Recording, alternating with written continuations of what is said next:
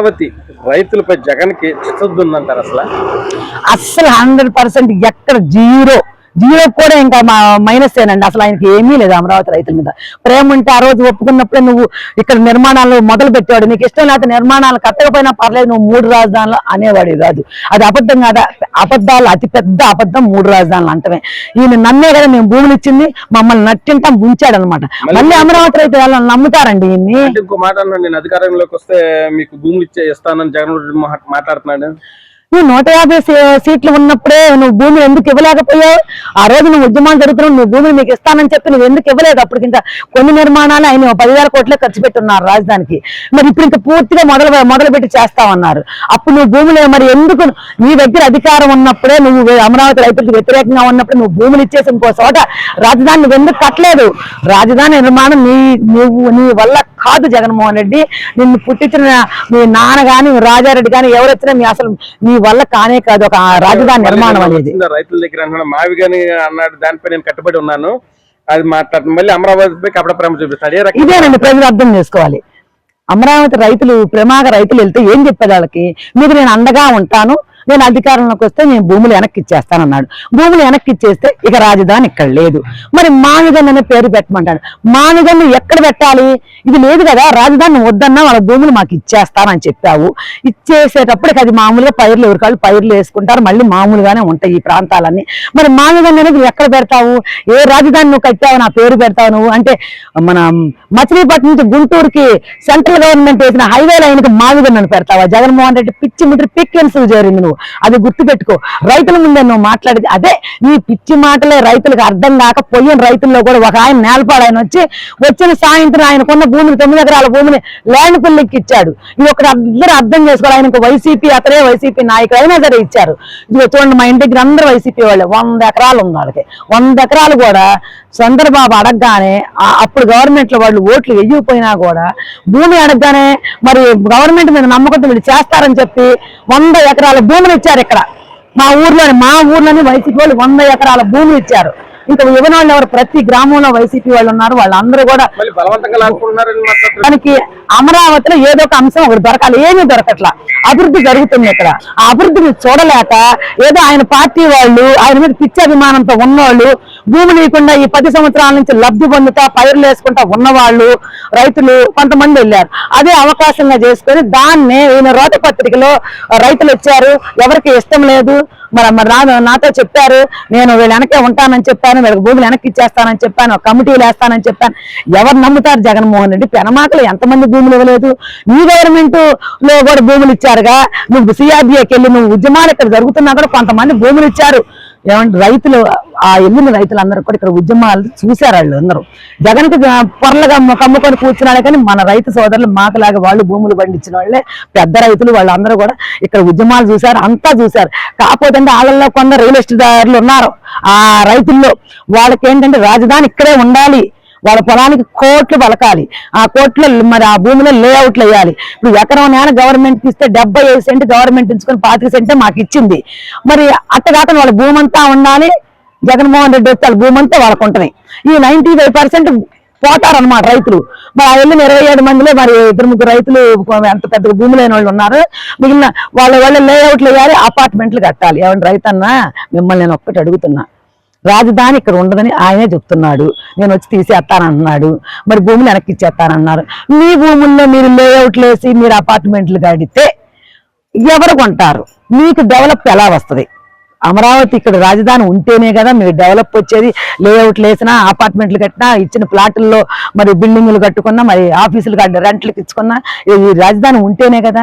అదే కదా self finance project అని పెట్టింది. రైతులు ఎక్కడ మోసపోకూడదు జీవితంలో. మరి ఉన్న ఆస్తులను కోల్పోయారు, వీళ్ళు ఎలా బతుకుతారనే గప్ప 10 ఏళ్ళు కవులిచ్చి మళ్ళీ ఉద్యమాలతో నష్టపోయారని చెప్పి మళ్ళీ 5 ఏళ్ళు పెంచి ఆర్థికంగా నిలదొక్కోవాలి రైతులు అని చెప్పే కదా. మరి అంత డెవలప్ చెప్తేనే ఆ ఉన్న 25 సెంటు ప్లాట్ ముక్కకు రేట్ వస్తే వాళ్ళు ఏదో ఒక పని చేసుకున్నా, లేదా దాన్ని అమ్మి మరి పిల్లలకి చదివించుకోవడం, పెళ్లిళ్ళు చేసుకోవడం. అమరావతిలో అది ఇదని జగన్మోహన్ రెడ్డి మాట్లాడుతున్నారు. దాని మీద మీరు ఏమండి? ఇంత గతంలో ఆయన ముఖ్యమంత్రి ఉన్నప్పుడే పరదాలు కట్టుకొని వచ్చాడు. మరి ఇప్పుడు యాక్సెస్ రోడ్ అంటే తెలియదు అంటున్నాడు. మరి అభివృద్ధి ఎలా కనపడుతుంది చెప్పండి? యాక్సెస్ రోడ్ అంటే ఏంటన్న వ్యక్తికి ఇక్కడ జరుగుతున్న అభివృద్ధి ఎలా కనిపించింది? చూడండి, మీరు ఒకసారి ప్రాంతం అంతా తిరగండి. 1,00,000 మంది కార్మికులు పనిచేస్తున్నారు. ఒడిశా బీహార్, ఉత్తరప్రదేశ్ మొత్తం ఇక్కడే ఉన్నారండి. 3 రాష్ట్రాల వ్యక్తులు ఇక్కడ ఉన్నారు. పెద్ద పెద్ద మిషనరీస్ వస్తున్నాయి ఇక్కడ పనిచేయడానికి.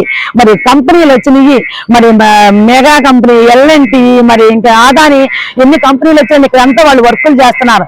గతంలో నువ్వు నీ దెబ్బకు పారిపోయారు, వర్కులు ఇక్కడ చేయలేము, నీ పర్సంటేజ్ లేక జగన్మోహన్ రెడ్డి ఉన్నప్పుడు కంపెనీ అన్ని వారిపోయినాయి. ఆయన ఏం తెచ్చాడండి? చేపల కొట్టు, మటన్ కొట్టులు తెచ్చానని చెప్పాడు. అదే అభివృద్ధి అంటే? చెప్పండి, రాష్ట్ర ప్రజలందరూ ఒకసారి ఆలోచించుకోవాలి.